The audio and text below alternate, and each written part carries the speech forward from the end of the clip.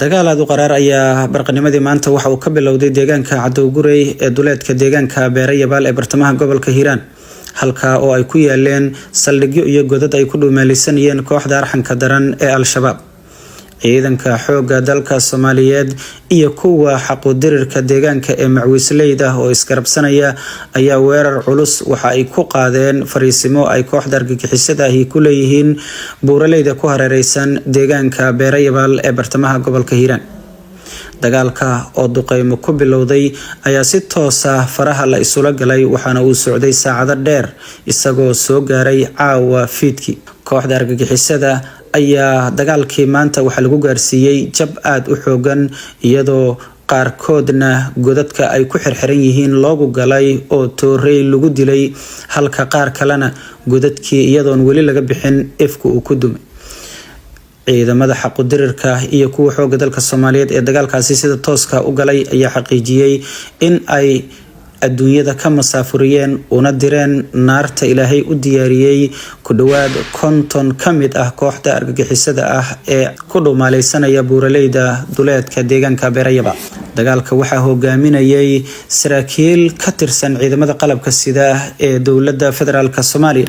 oo ugu horeeyo taliyaha guutada shanaad ee qaybta 27aad ee xoogga dalka Soomaaliyeed Cornel Bakay iyo sidoo kale saraakiil sarsare oo ka tirsan hay'adda nabad sugidda iyo sirdoonka qaranka Soomaaliyeed kuwa oo si wada jir ah howlgalka uga fulinayay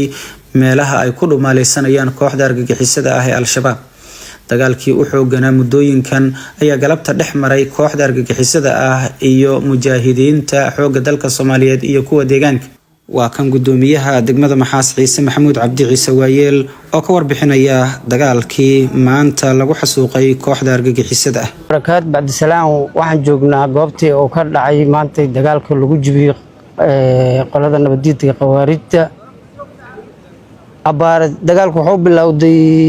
4 saac maantay hadda oon joogno 12 daqiiqo wali wuu socdaa waxaan filaa jab weyn oo taariikhi inuu ka raacay qawaaridta goobta ay hadda dagaalku uu ka socdo waxaan xaqiijinay 3 difaac oo kamid ah difaacyada ku dagaalamayeen mid kastaba hal saac bar ay ku dagaalamayeen waqtigii ay uga tageen iyo dhaawacyada ugu tageen oo fiidiyoo laga haayo oo la duubay intaasna waxa geystay ciidamada xaquudirirka ciidamada deegaanka macwiisley iyo ciidamada dawladda isgarabsana qaybaheeda kala duwan hadda waajibana saaran anaga qawaaridda faral waa in la dagaalo qof looga heebeysanaana ma jirto qof maal adduun looga rabaana ma jirto qof walba muslimna waajib saaran waa inay la dagaasho qawaarid waxayna kula dagaali waa caqiido ma aha inay dan iyo deegaan ay naga haystaan anaga nagu haystaa deegaankeenni nafteenni maalkeenni miristeenni waxay dhaafaan male hadda dagaalka maanta dhacayna kolleeytaba wuxuu noqon doonaa sumad u tilmaaman qawaaridta sidii dagaaladii hore u soo maray ee gobolkan ka soo mareen hadda dadkeediina waa yimiday waana joogaa welina kow ma joogo labana iskuula hooyo ma godadka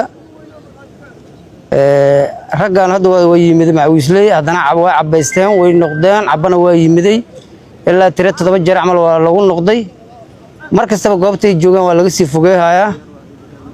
waxaan aad iyo aad ugu dhiirinaa ciidamada macwiisleyda maanta dagaalamay sida quruxda badan ee qorshaysan u dagaalamay ciidamada dawladda ee hogaaminaysa saraakiisha inay laba jibaaraan wax noo dhiman ma jiraan waa guuleysanay qawaaridta waa jabtay waa aragteen waxa maanta wiil duubay galib ka duubay dhaawacay meyd waxaan ilaahay hore u socda waxaan leeyahay cid kastoo Soomaaliyeed qore ku tuuri kartaa ma dhagax ku tuuri kartaa ha ku tuurto hadda dadka reer Hiiraan astaanay u yihiin bal dagaalanka qawaaridta. Assalaamu calaykum waraxmatullaahi wabarakaatuh.